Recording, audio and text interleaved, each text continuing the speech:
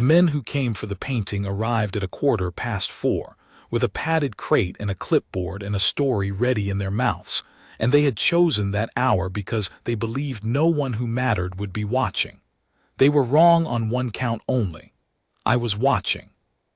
My name will not matter to you by the end of this, and it should not. I was the second man on the post that afternoon, the one who stood at the far door of the long gallery, while another man stood at the near one.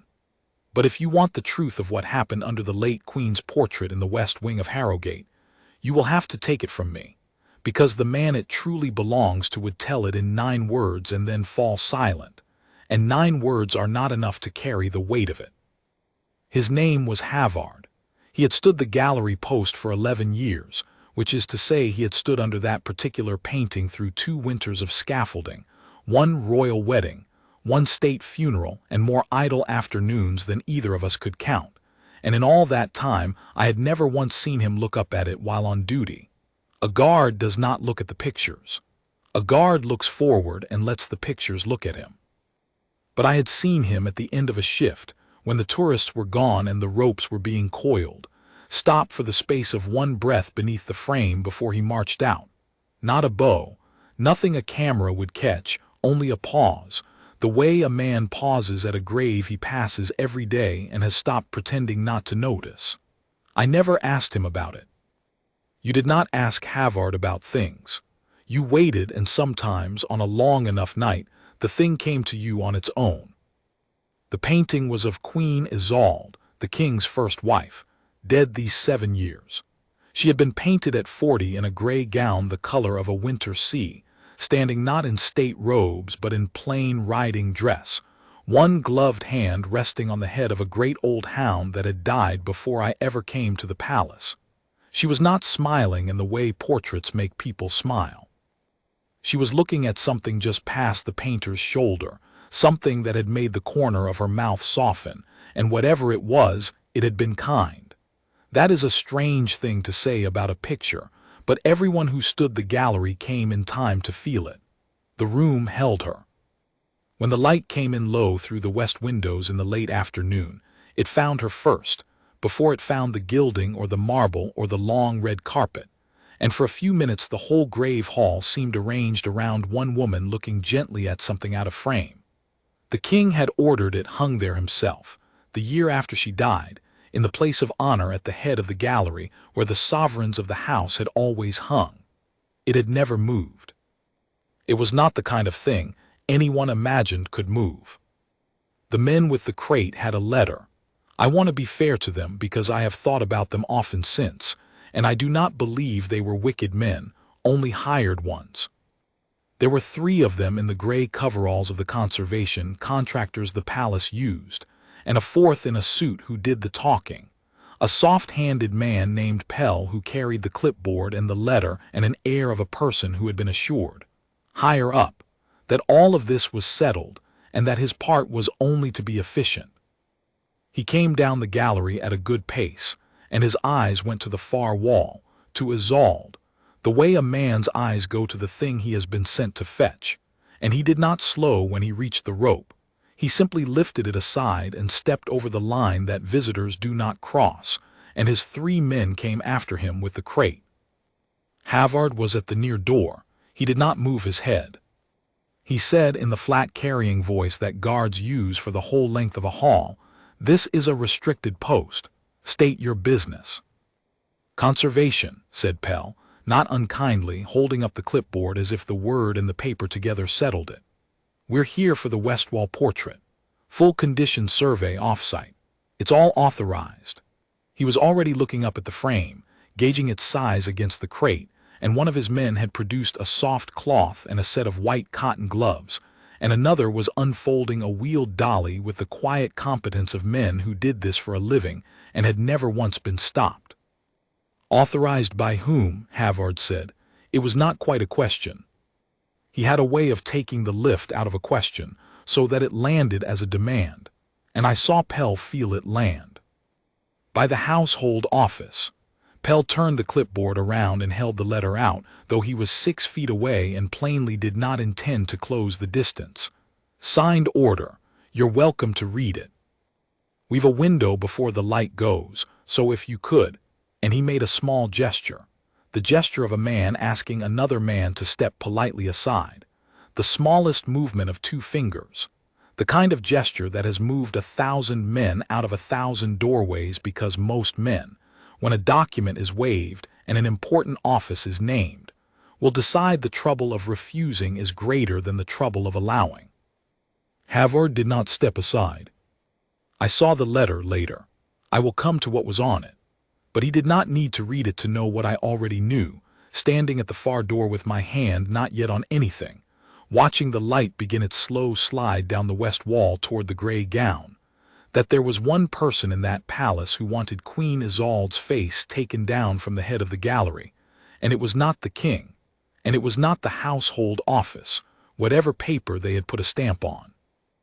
It was the woman who had taken her place, and it was because of that, and not the paper, that Havard did a thing I had watched him refuse to do for 11 years when tourists baited him and photographers begged him, and once, memorably, a drunk lord tried to make him flinch by firing a party popper an inch from his ear.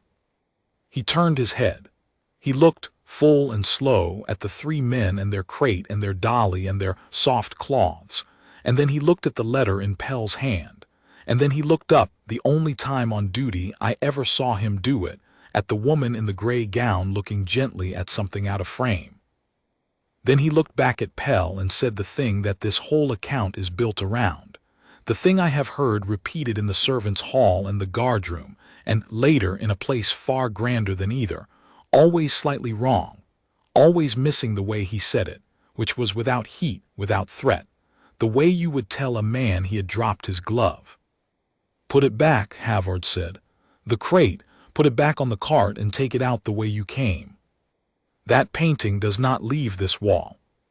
For a moment nobody moved, and the low light reached the bottom edge of the frame, and I understood that the quiet afternoon I had been standing through was over, and something else had begun that would not be quiet at all.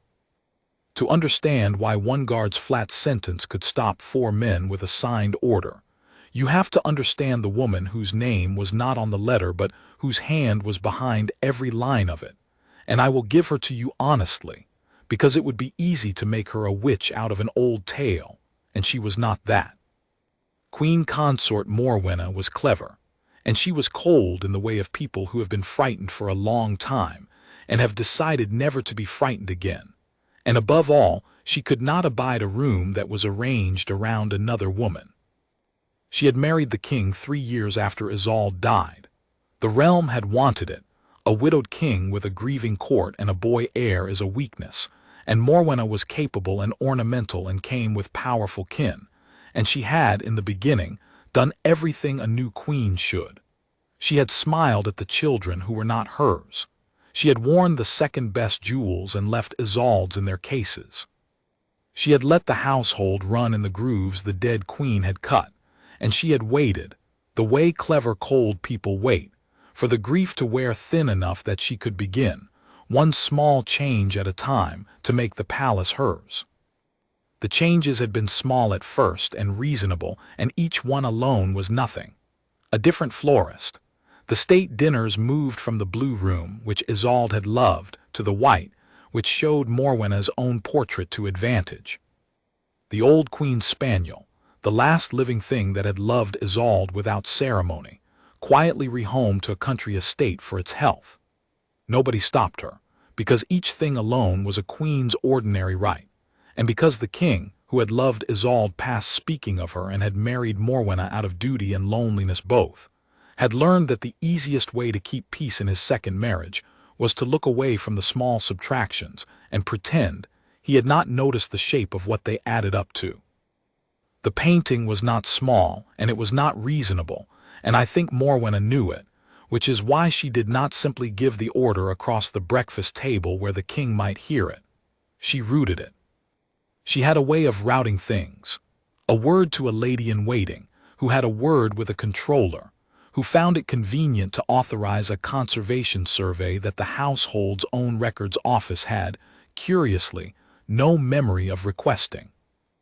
By the time the letter reached Pell's clipboard, it had 4 signatures and a seal, and the flat weight of institutional certainty.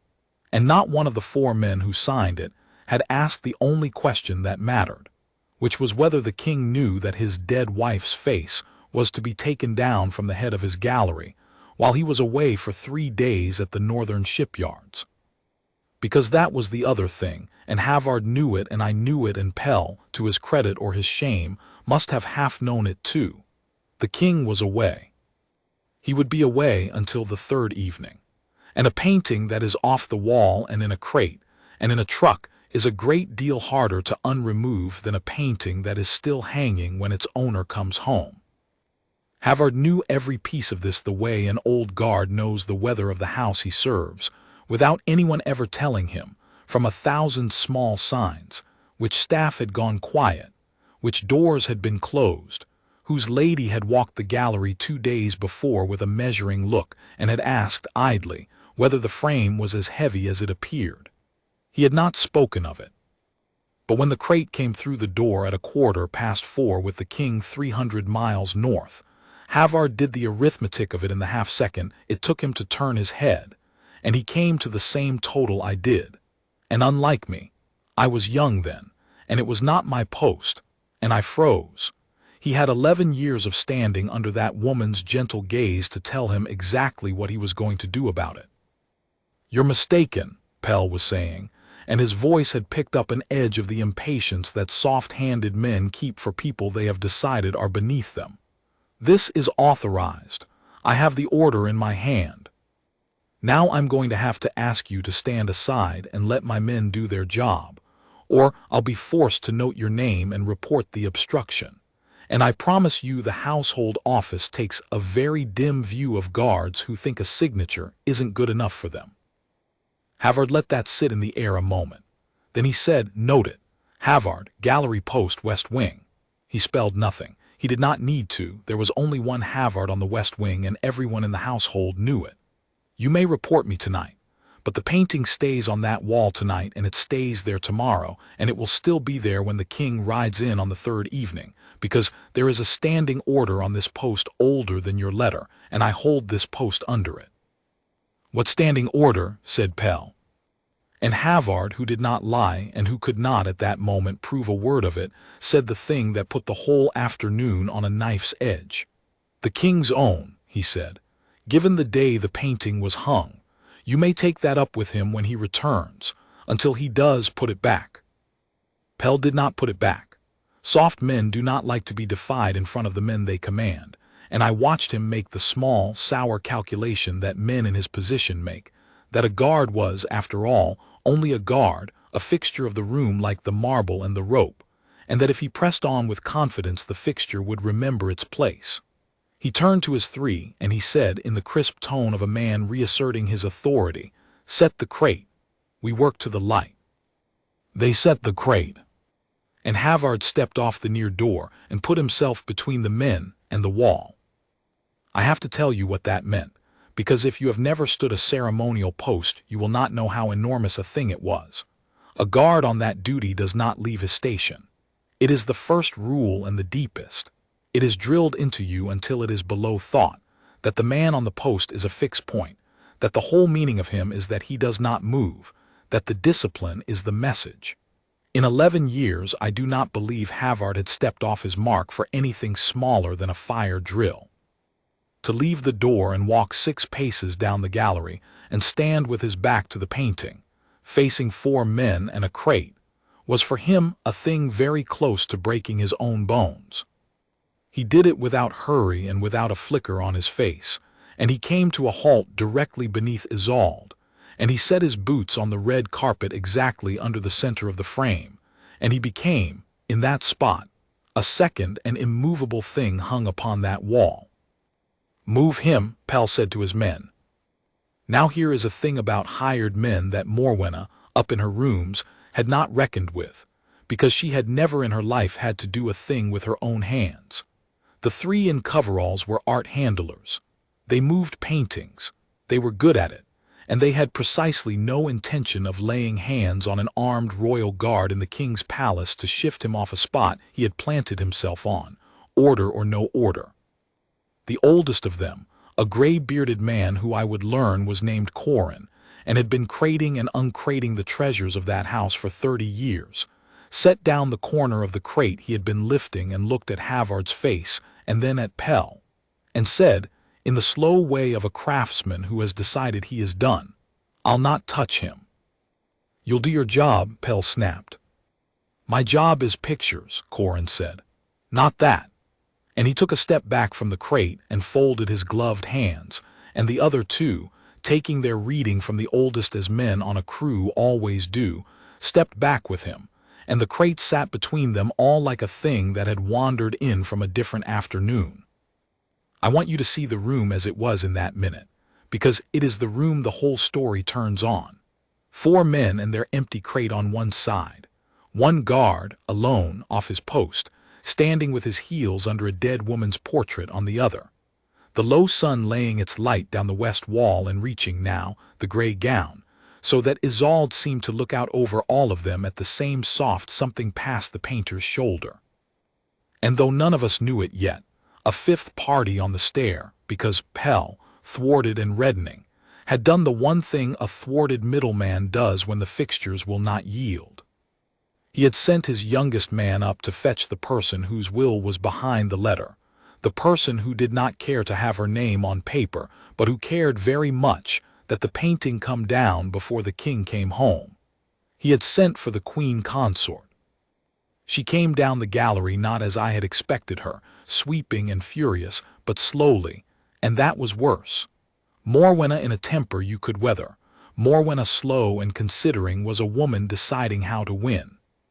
She was still in the pale silks of the afternoon, and she wore the second-best pearls at her throat, and she walked the length of the red carpet taking in the whole tableau with her clever cold eyes, the halted crate, the mutinous handlers, the reddening controller, and last of all, deliberately last, the guard standing off his post beneath the face of the woman she had spent 7 years quietly erasing.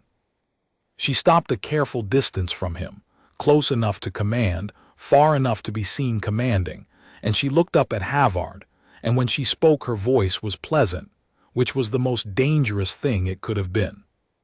"You have decided to have an opinion," she said. "How novel." I did not know the furniture had views. 1 or 2 of the men made a sound that wanted to be a laugh and thought better of it. "Guardsman, there is a signed order. It is being carried out. Your part in it is to hold that door and see it done tidily. Return to your post." Havard did not return to his post.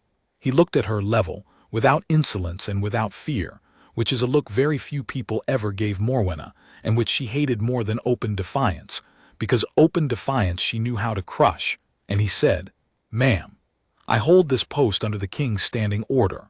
That order tells me the queen's portrait stays on this wall. I cannot carry out an order that unmakes the king's own while the king is away to say otherwise. When he returns, he may lift it in 1 word and I will step aside and you may do as you please. Not before." "There is no such order," Morwenna said, and for the first time a thread of something real, something urgent, came into the pleasant voice. "You have invented it. You stand there under a picture you have no business having feelings about, and you have made up a rule to justify a piece of insolence, and I will see you broken for it. Do you understand me? Not dismissed. Broken. There will be no post for you anywhere in this realm when I am done. Now stand." Aside. And Havard, beneath Isolde in the last of the west light, said it again, because he was a man of very few words, and he had already chosen the ones he would spend that day, and he would not be moved off them any more than he would be moved off his mark. "Put it back," he said. "Let me tell you now the thing I did not know that afternoon and only pieced together later, because without it you will think Havard was a stubborn man having a stubborn day, and he was not. He was a man keeping a promise. The standing order was real. But it was not written on any household paper, and it was not filed in any office, and that is why Morwenna, who had checked, of course she had checked. She checked everything, could stand there, and call it invented with the flat confidence of a woman who has read the record and found nothing. The order had passed from the king to 1 man. On the day the painting was hung, in the empty gallery before the frame with no witness but the two of them and the paint still faintly wet, and the one man was Havard. I had this in the end from Havard himself on a night long after, and he told it plainly and briefly as he told everything, and I will not gild it. The year Isolde died, Havard had not yet held the gallery post. He had held a lesser one, an outer door, the kind of post they give a steady man to see whether he stays steady. And in the worst of that year, in the months when the king walked the palace at night because he could not sleep in the bed his wife had died in, it was Havard's outer door the king passed, again and again, in the small hours, going nowhere. A guard does not speak to the king unless the king speaks first. For weeks the king said nothing, only passed, a gray figure in a dressing gown with a face like a man walking underwater. And then one night he stopped, and he stood by Havard's door for a long time, and he said, not looking at him, in the voice of a man who has to say it to someone or drown, "She used to wait up, however late, she'd have left a lamp." And then he walked on. And the next night he stopped again, and told Havard one small thing about her, and the night after another. It was not friendship. It was the strange nakedness of grief that will spill itself to a doorpost sooner than to a friend, because a doorpost will not pity you in the morning. Havard never repeated a word of it while the king lived. He told me only the shape of it, that he had been, for one bad winter, the wall the king leaned his grief against in the dark, and had held still under it as he held still under everything, and had learned in those nights exactly how much the woman in the gray gown had been loved. And on the day the painting was hung, a year on, when the king had come far enough out of the water to want her face at the head of his gallery, it was Havard he asked for, out of the whole of the guard, to hold that new post. They stood alone before the fresh-hung frame, the king and the one man who had heard his grief and never spoken of it, and the king looked up at his wife a long while, and then he said the words that became the standing order. Havard gave them to me exactly, and I will give them to you exactly, because a man should have his own words back. "This is where she stays," the king said. "Whatever comes, whatever anyone tells you, whoever they are, whatever paper they carry. This painting does not come off this wall while I live, unless I take it off myself with my own hands in front of you. That is your order, and it outranks any that will ever be handed to you on this post. Do you understand me?" "I understand you, sir," Havard had said. "Then it is yours to keep." No secretary wrote it down. No controller countersigned it. It lived in one place, in the memory of one steady man, which is exactly where the king had meant it to live, not in a file that could be lost or forged or quietly amended, but in a person who could not be. The king had known, I think, even then, what a second marriage might one day want to do to a first wife's face. He had not been able to stop the small subtractions. A man cannot make peace at home by fighting every florist in every dinner room. But the painting he had walled off in advance, behind the one thing in his palace that no order and no letter and no clever cold woman could get past, a promise given to a man who kept promises. So when Morwenna stood in the gallery and called the order invented, she was, in the only sense she cared about, correct. There was nothing to produce, and when Havard said it was the king's own, he was, in the only sense that mattered, telling the plain truth. The whole afternoon hung in the gap between those two facts, and the gap could only be closed by one man, and that man was 300 miles north at a shipyard and would not be back for 2 days. 2 days is a long time to stand off your post beneath a picture, with a queen promising to break you. Morwenna did not call the guards on him. I have wondered since why she did not simply summon the sergeant of the watch and have Havard removed by his own kind, and I think the answer is that she was too clever, and understood something the letter writers had not. If she made it a fight of force, guards dragging a guard off a post, she made it a story, and stories reached the king, and the one thing she could not survive was the king coming home to the story of his dead wife's portrait being wrenched down while he was away. She needed it done quietly. She needed the painting simply, boringly, administratively gone, a routine conservation matter, so that when the king asked where it was he would be told with paperwork that it was safe in a climate-controlled store undergoing necessary work, and that by the time it might be rehung there would be some new and reasonable difficulty, and then another, and the wall at the head of the gallery would acquire in the interval a different picture, her own perhaps, or a landscape, anything. And the moment for putting Isolde back would recede and recede until it was gone. She did not need to burn the painting. She needed only to take it off the wall and let time do the rest. And an ugly scene with the guard undid all of that, because an ugly scene is the opposite of quiet. So she changed her weapon the way clever people do when the first one will not cut. She smiled, a small, warm, terrible smile, and she said, "You've served 11 years, I'm told. Steady man. Good record, a pension coming." She let it hang. "Guardsman, I am not your enemy. I'm asking you to trust the order in that gentleman's hand over a feeling you have about a dead woman you never knew. That is all discipline is, isn't it? Trusting the order over the feeling. You of all men should know that. Stand aside and none of this happened, and your record stays clean, and your pension is safe, and you go home tonight the good, steady man you've always been."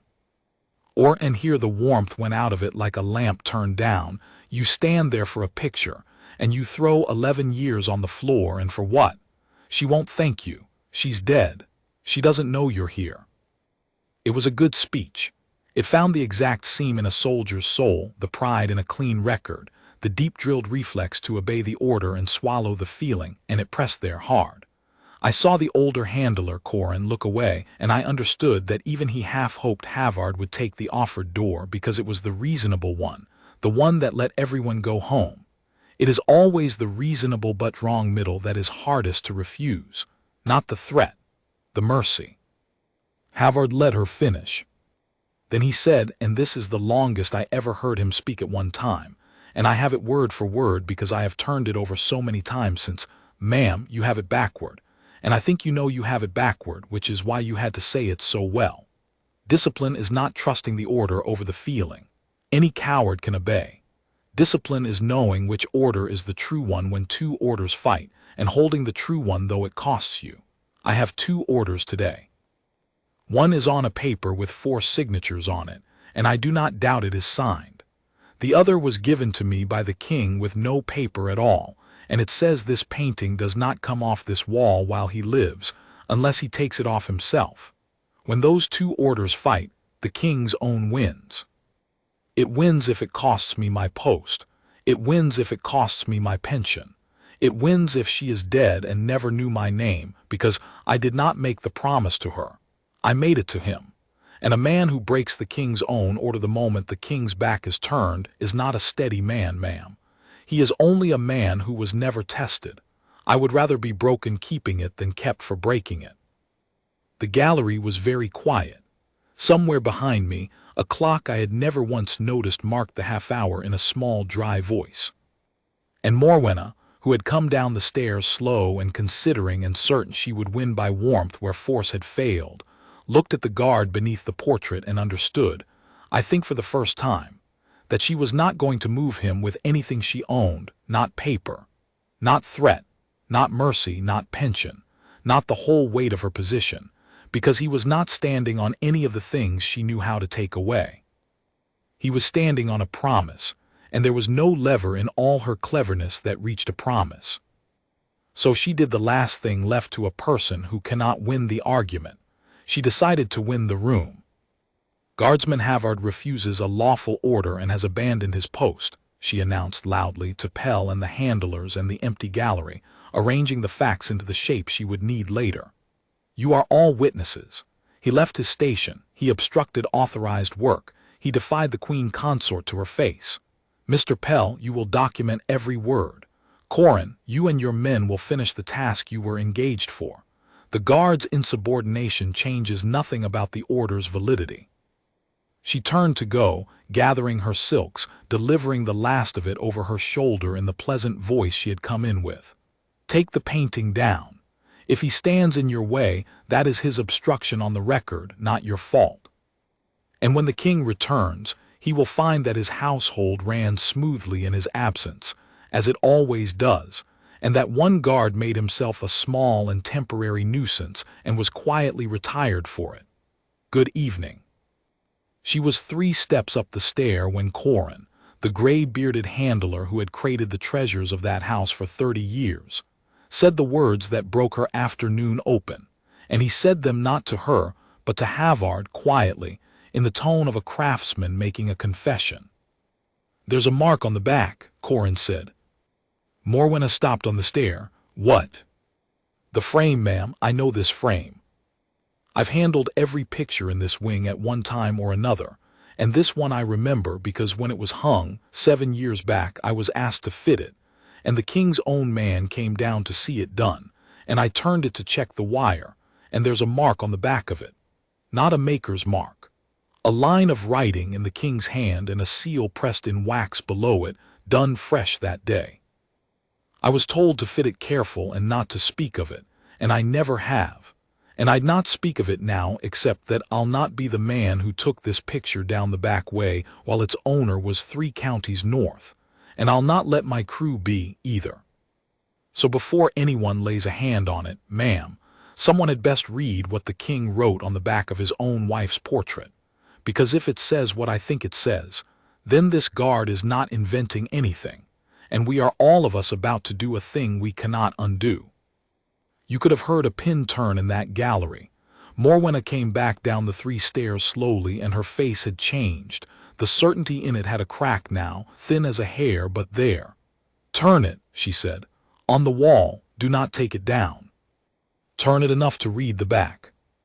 And so, with great care, 2 of the handlers took the frame at its edges and eased it out from the wall on its wire, not lifting it free, only tilting the bottom toward the room so the back came into the light, and Havard stepped aside just far enough to let them work, not off his purpose, only off the inches they needed, and we all of us, the guard and the queen and the controller and the craftsman and me at the far door, leaned in to see what was written on the back of Queen Isolde. It was there, exactly as Corin had said. A short line in a strong slanting hand, the ink gone brown with the years, and below it a disk of dark red wax with the king's private seal pressed clean into it. Not the great seal of state that any secretary could command, but the small personal seal the king kept on his own person and used for perhaps 3 things in a year. And the line said, "This portrait of my wife hangs at the head of this gallery by my own hand and my own will, and is not to be removed while I live save by me alone. Any who takes it down against this, takes it against the king." And beneath the seal, a second line, smaller, added it seemed at the same sitting, the words a little crowded as if they had come to him after and he could not let the frame go without them. She waited up. "Now I do." I did not understand that second line then. Havard did. I saw it go through him, the only crack I ever saw in the man on duty, gone as fast as it came, and I understood only later when he had told me about the lamp, what those 4 words cost the king to write, and what they had cost Havard to read, standing guard over them for 11 years without ever letting himself look. Morwenna read it twice. I watched her read it twice. And whatever else she was, cold, frightened, grasping, she was not a fool, and she knew the king's hand, and she knew that seal, and she knew, reading it, that the order Havard held was not invented at all, that it was realer than her 4 signatures and her wax and her controller, that it had been sitting behind the very painting she meant to steal for 7 years, waiting for exactly this afternoon. She had built her whole quiet plan on the belief that there was nothing to produce. And here it was produced, in the king's own hand, sealed with the king's own seal, calling any who took the picture down a thief against the crown. For one moment I thought she would yield. Her clever face worked. And then, because pride is the last thing to die in a person like that, and the most dangerous, she chose the worst possible road out. She decided that if she could not do it quietly and legally, she would do it fast and finished, before anyone with the power to stop her could be fetched, and present the king with a thing already done. "It's a frame with writing on it," she said, and her voice had lost its warmth entirely now and gone hard and quick. "It is not a court order. He is away and I am here and I am the queen. Take it down. Take it to the store now this minute, and we will let the lawyers argue about frames. Corin, take it down, or by morning you and every man of yours will never work in a royal house again, and I can make that as true as the king's seal, I promise you. Move. And Corin, God bless the stubborn old craftsman, folded his gloved hands again and said, "No, ma'am, not against that." And his crew stepped back with him a second time. Morwenna did not shout. That was the thing about her I have never been able to forget, that at the height of it, when the tradesman had refused her twice, and the guard would not move, and the king's own hand was staring off the back of the frame at her, she did not raise her voice 1 degree. She stood very still, thinking, and I watched her look for the lever that would work, and settle on the one lever left that she was certain of. The machine of the palace itself, the household she had spent 3 years learning to root her will through. She turned to Pell and she said, quite calmly, "Go and fetch the sergeant of the watch.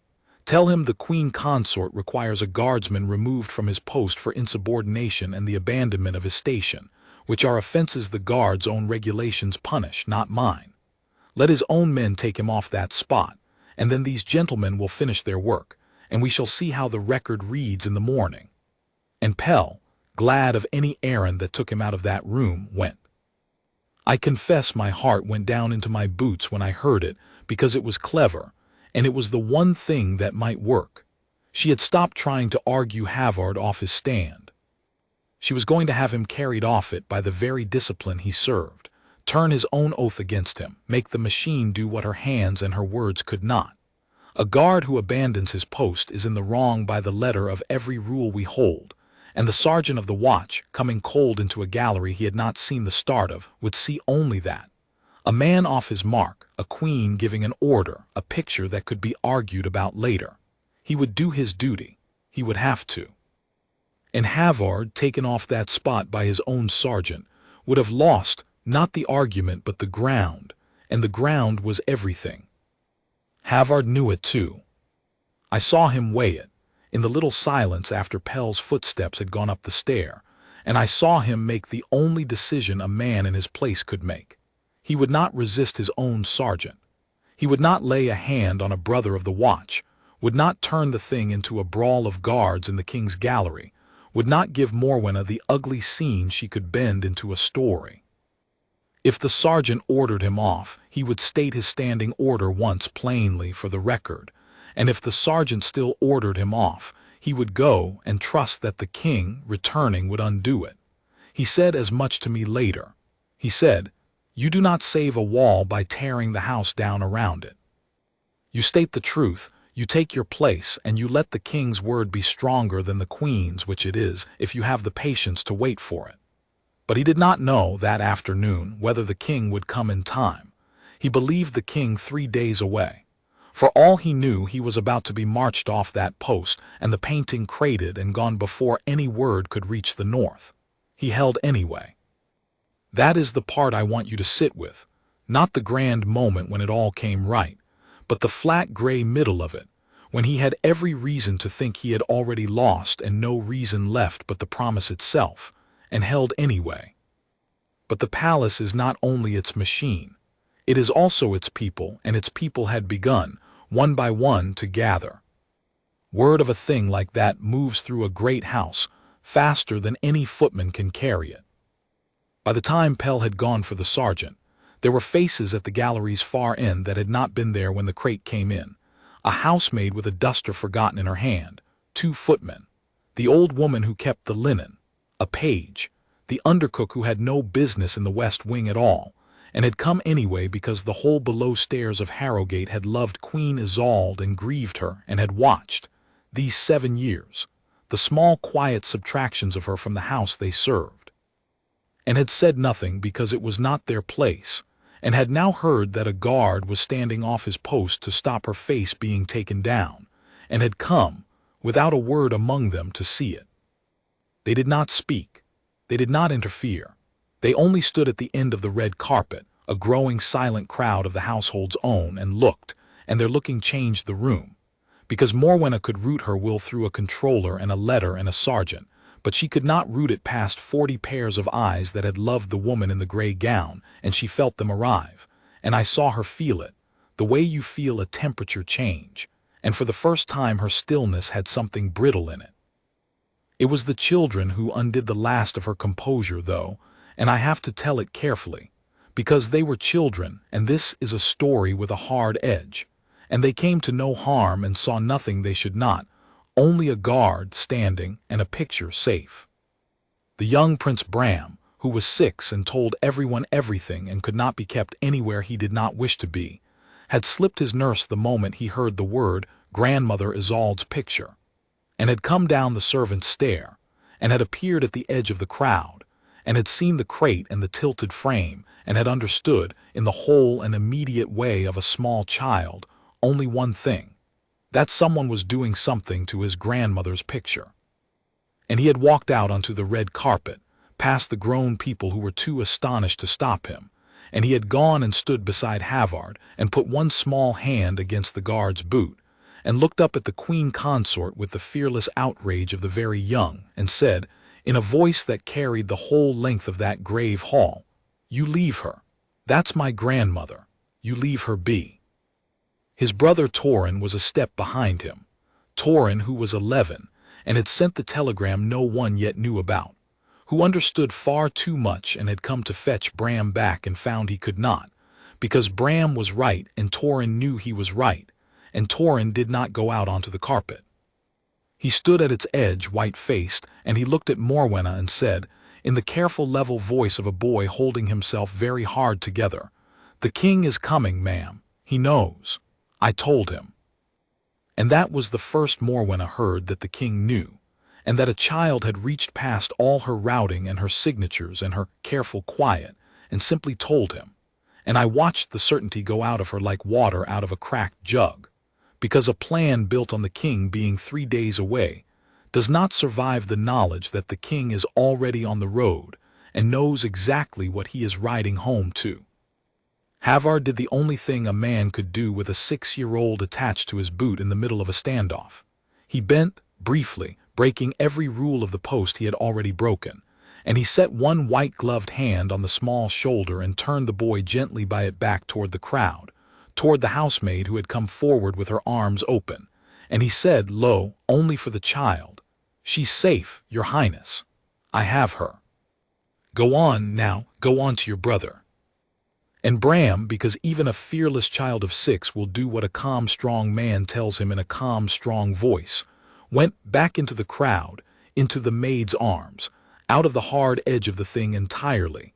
And that, too, Morwenna saw.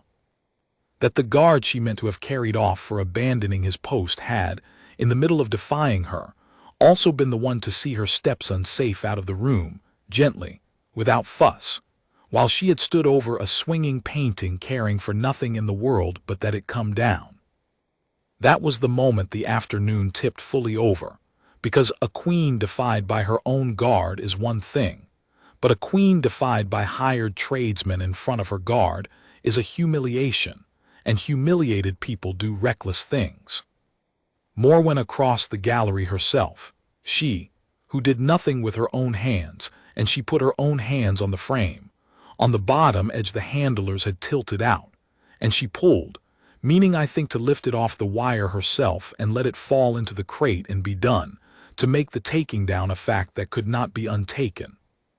And the frame was old, and the wire was old, and the painting was heavy, and it swung on its wire and tipped, and for one horrible half-second the whole of Queen Isolde, 7 years on that wall, lurched loose above the marble floor. Havard moved. I had watched the man stand like stone through a party popper fired at his ear. I had never seen him move fast, because a guard's whole craft is never needing to. He was there before the frame had fallen a hand's breadth, off his careful inches, across the space between, both arms up under the bottom of the frame, taking the whole weight of Isolde against his chest and his braced legs, the bearskin knocked askew, one white glove splayed flat against the gray painted gown as gently as if he were catching a person and not a picture. He did not let it touch the floor. He stood there holding the king's dead wife in his 2 arms in the middle of the long gallery, breathing hard, his cap gone crooked and his forward stare finally, wholly broken, looking down at the painted face pressed nearly to his own, and Morwenna stood a foot away with her hands still open where the frame had torn out of them. And for the first time all afternoon she looked afraid, because she understood what it would look like, what it already looked like, what any witness would carry out of that room. The Queen Consort had nearly destroyed the late Queen's portrait with her own hands, and a common guard had caught it falling.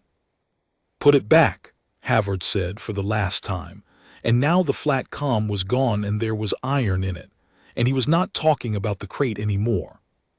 On the wall where he put her, and when nobody moved he said it himself to the handlers, "Lo, help me hang her, carefully, now." They helped him.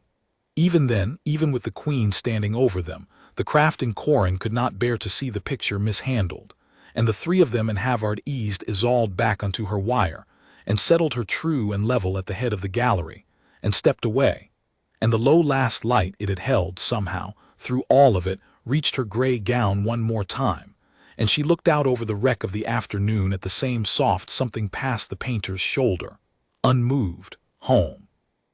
And it was at that exact moment, the painting just settled, Havard just straightening his knocked crooked cap and stepping back to his careful inches, that the sergeant of the watch came into the gallery with Pell at his heel, arrived at last to remove the insubordinate guard as the Queen had ordered. His name was Bracken. He had trained Havard years before.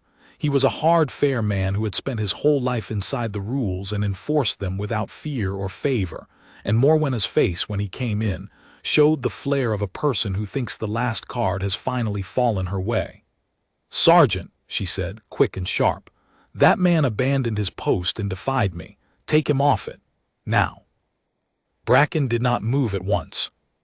A good sergeant reads a room before he acts in it, and Bracken read this one, the crowd of the household silent at the far end, the crate empty on the floor, the tradesmen drawn back with their hands folded, the small prints in the housemaid's arms, the painting freshly and plainly rehung, and Havard at attention beneath it with his cap crooked and his glove marked where he had caught something falling. And Bracken, who did not yet know the half of it, knew a guard's face when he saw one, and asked the one question the whole afternoon turned on. "Havard, did you leave your post?" "I did, Sergeant." "Why?" "To keep the King's standing order, given me the day this painting was hung, that it does not come off this wall while he lives, save by his own hand. It was to be taken down in his absence. I stood off my mark to stop it, and I'll answer for the mark, not for the painting." He said it flat, complete, ready to be marched away on the truth of the first half of it. And Bracken looked at him a long moment, and then looked up at the King's line and the King's seal still exposed on the tilted back of the frame, and read it, as slowly and carefully as a man reads a thing he means to swear to later. And then Bracken did a thing that cost him too, because a sergeant who declines a Queen's direct order is putting his own neck on the same block. He came to attention himself, beside Havard, beneath the painting, and he said, "Then the offense is not his to answer for, ma'am. A man cannot abandon a post to keep the post's own standing order. That is the post. I'll not take him off it. If there's fault in this gallery today, it did not begin with the guard, and I'll say so to the King myself when he comes." And now there were two of them under the frame, and the crowd at the end of the carpet made a low sound that was almost, but not quite, a cheer, and Morwenna understood that even the machine she had trusted last of all had turned in her hand, because the machine of the palace was built of men, and the men had loved the woman in the gray gown. Into that quiet came footsteps on the stair, not Morwenna's people. A firmer tread, two sets of it, and a voice I knew and was more glad to hear than I have ever been glad of a voice. The low, carrying voice of a woman who did not raise it, because she had never in her life needed to. Princess Adela had arrived, and behind her, still in his riding coat, 3 days early and gray with the dust of a hard, fast road, came the Crown Prince Rowan. I learned afterward how they came to be there, and it is worth the telling because it was not luck, and I have promised you nothing in this account turned on luck. It turned on a boy of 11 and a footman with a conscience. The crown prince was Isolde's son. Rowan had been 18 when his mother died, and had grown, in the 7 years since, into a young man who wore his grief the way his father wore his, quietly, deep down, in the places where a crown does not let you weep. He had been away with the king at the northern shipyards. But that morning, before the men with the crate ever came, a footman had seen the measuring being done in the gallery 2 days before and had not liked it, and had told a page, who had told the young Prince Bram, who was 6 and told everyone everything, and Bram had told his brother Torin, who was 11 and understood more than a boy of 11 is supposed to, and Torin had done a quick, quiet, clever thing that I have loved him for ever since. He had sent his cousin's nurse to the telegraph office in the town with a message for the king's party that read, in the wobbling, careful hand of an 11-year-old, "They are taking grandmother Isolde's picture while you are away. Come home." He signed it with his own name so no one could pretend it was a servant's mischief. And the king, 300 miles north, had read it and gone the color of ash and turned to his son, and the two of them had left the shipyard inspection to the ministers and ridden through the night and half the day to be home, and had sent Adela, who was already at the palace and worth 10 of anyone in a crisis, ahead of them by an hour with a single instruction: hold the gallery. Rowan had outridden his father by that last hour. The king was still on the road. But his son had come, and his sister had come, and they had come in time.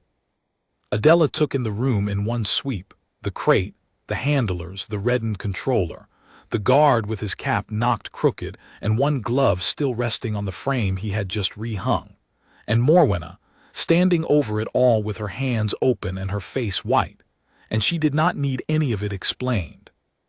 She had been raised in that palace. She knew her brother's dead wife's face at the head of that gallery as well as she knew her own name, and she knew, seeing the empty crate and the tilted wire and the guard breathing hard, exactly what had almost happened and who had almost done it. "Well," said Princess Adela, into the silence, in the mild voice that everyone in that family had learned to fear more than shouting.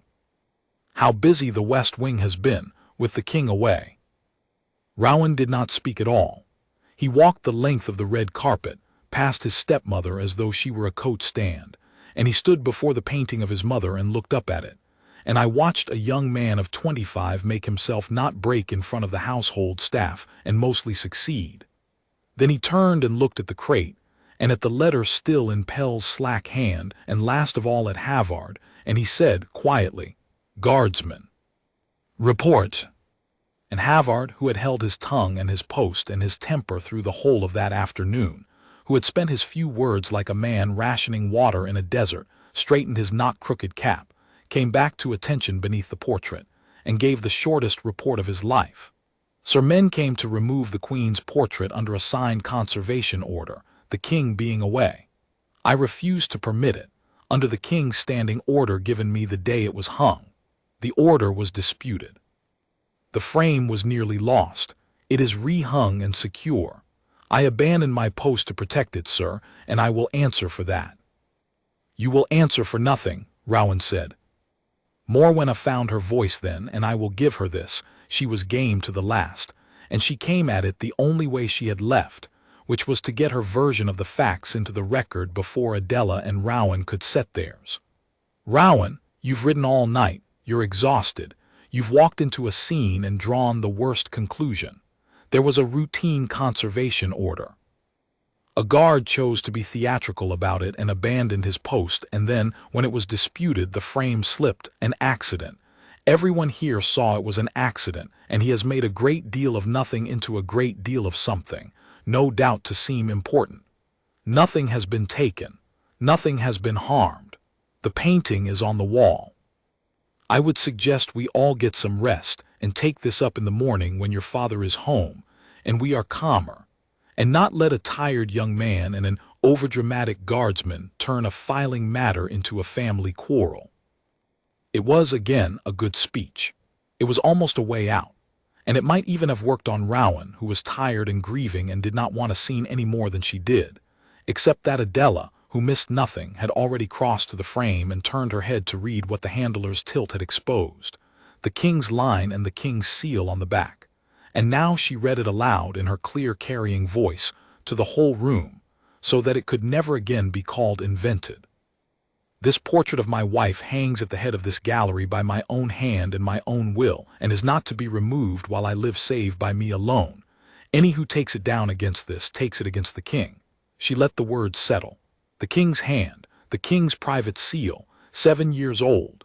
She looked up, and her mild eyes found Morwenna's, and there was nothing mild left in them at all.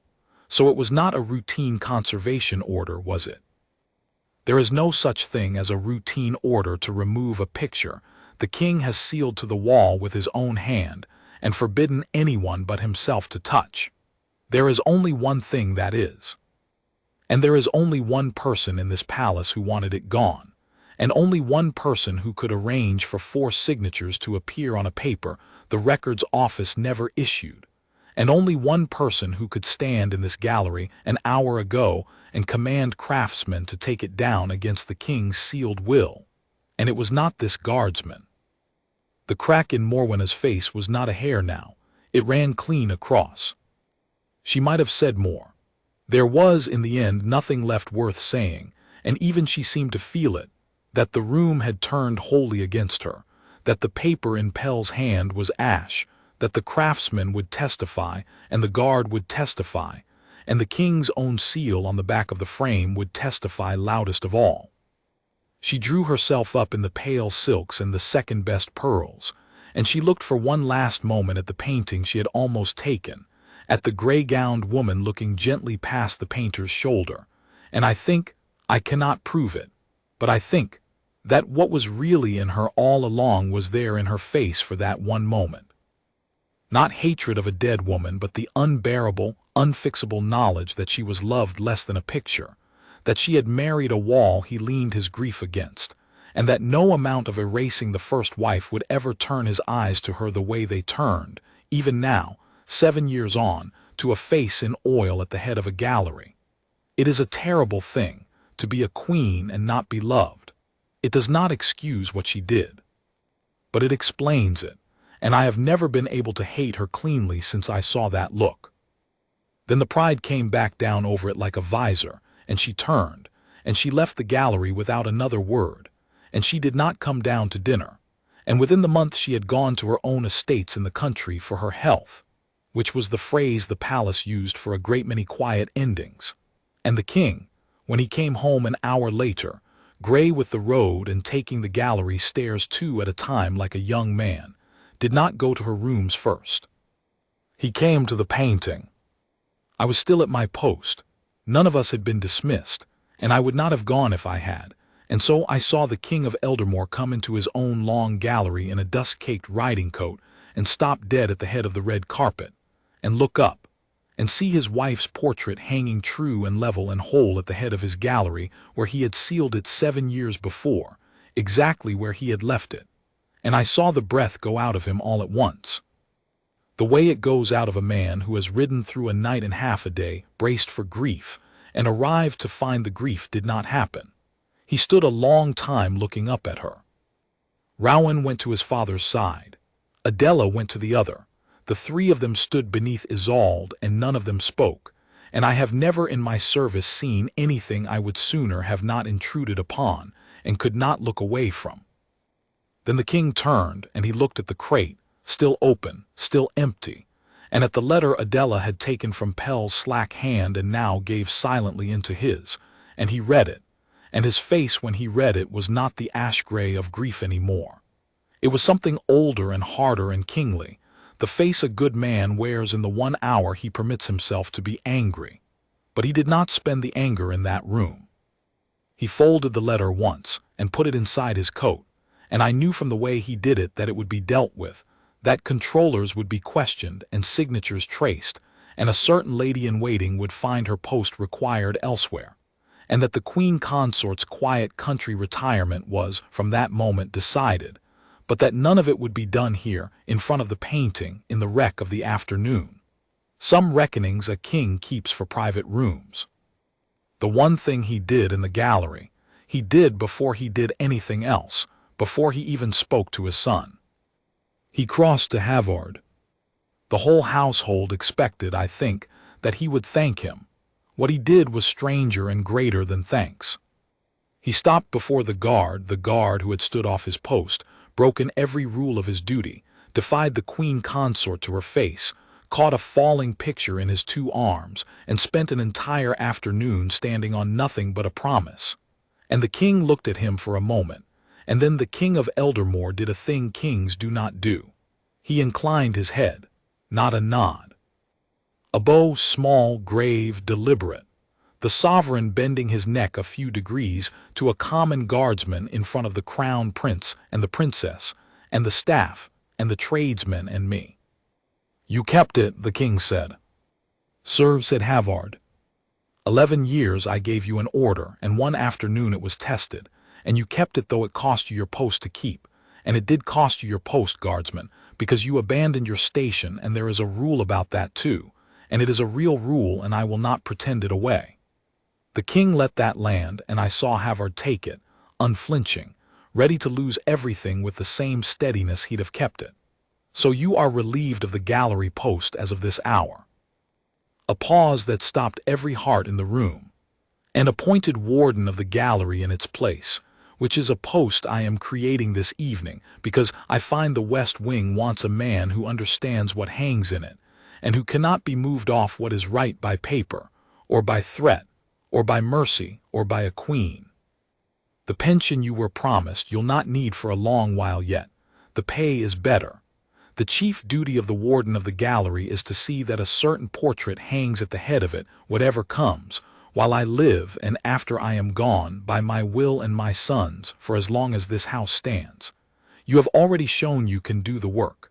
Will you take the post?" And Havard, who had spent his few words so carefully all day, who had said put it back 3 times and let it carry the weight of 100 speeches, looked up at the woman in the gray gown one last time, openly now, no longer stealing the glance at the edge of a shift, and then he looked at the king, and he said the 4 words he had earned the right to say. "It is mine to keep." The king smiled, the first true smile I ever saw on him, and gripped the guard's shoulder once, and turned to go up at last to the private rooms where the harder reckonings waited.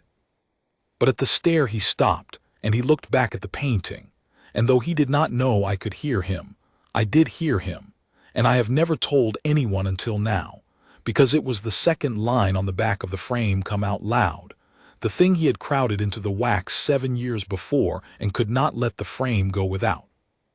"She waded up," the king said softly, "to the empty gallery and the gray-gowned queen who looked gently past us all. Now I do." Then he went up. Havard held the wardenship of the gallery for the rest of his service, and passed it, into an old age spent in a grace and favor room in the west wing with a window on the forecourt, and I visited him there many times, and it was on those nights over the long years that he gave me piece by piece the parts of this story he had never told a living soul. The lamp, the king at the outer door in the small hours, the standing order given before the wet paint, the 4 words. He never called it a great thing he had done. He said a promise is not made great by being hard to keep. It is only shown to have been worth making. He said the king had given him the easy half of it, the standing there, and kept the hard half for himself, which was the loving. He said that on the worst afternoon of his service he had not been brave, only unwilling to be the man who broke the king's word the moment the king's back was turned, and that if that was bravery then the word had lost its meaning. He said a great many things like that, in his few flat words, on those long evenings, and I wrote them down as near as I could, because a man like that does not tell his own story and someone had to. He has gone now these 2 years. And the painting still hangs at the head of the long gallery in the west wing of Harrogate, true and level and whole, in the place of honor where the sovereigns of the house have always hung. And when the light comes in low through the west windows in the late afternoon, it finds her first, before the gilding or the marble or the long red carpet.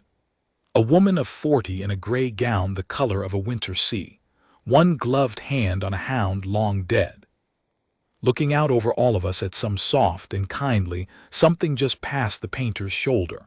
The king who loved her is gone too, gone to lie near her at last. His son sees to the painting now, and his son after him will, because it is written in the will and sealed to the frame and kept, above all, in the memory of the men who serve that wall, each of whom is told, when he takes the post, the whole of this account, so that if ever again a padded crate and a soft-handed man with a clipboard come down that gallery at 4:15 believing no one who matters is watching, the guard on the door will know exactly what to say. He will turn his head. He will look at the letter and the crate and the woman in the gray gown, and he will say, in the flat-carrying voice that guards use for the whole length of a hall, without heat and without threat, the way you tell a man he has dropped his glove, "Put it back."